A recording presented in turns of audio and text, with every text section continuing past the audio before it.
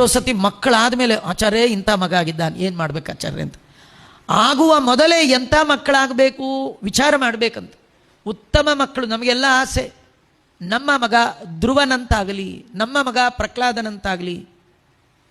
ನಮ್ಮ ಮಗ ಧ್ರುವ ಆಗಬೇಕಾದ್ರೆ ನಾವು ಮೊದಲು ಸುನೀತಿ ಆಗಬೇಕು.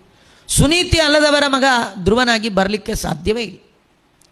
ನಮ್ಮಲ್ಲಿ ಉತ್ತಮ ಸಂತತಿ ಸಂತಾನ ಅದು ಬರಬೇಕಂದ್ರೆ ಮೊದಲು ನಾವು ಉತ್ತಮರಾಗಬೇಕು.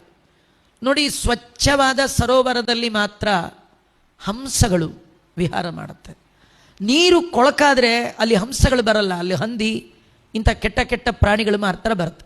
ಹಾಗೆ ನಿಮ್ಮ ಮನಸ್ಸು, ನಿಮ್ಮ ಮಾತು, ನಿಮ್ಮ ಮೈ ಹಾಳಾದರೆ ಅಲ್ಲಿ ದೈವದ್ರೋಹಿಗಳು ದೇಶದ್ರೋಹಿಗಳು ಮಕ್ಕಳಾಗಿ ಬರ್ತಾರೆ. ದೈವ ಭಕ್ತರು ದೇಶಭಕ್ತರು ಮಕ್ಕಳಾಗಿ ಬರಬೇಕಾದ್ರೆ ನಿಮ್ಮ ಮೈ ಶುದ್ಧ ಇರಬೇಕು, ಮನಸ್ಸು ಶುದ್ಧ ಇರಬೇಕು, ಮಾತು ಶುದ್ಧ ಇರಬೇಕು.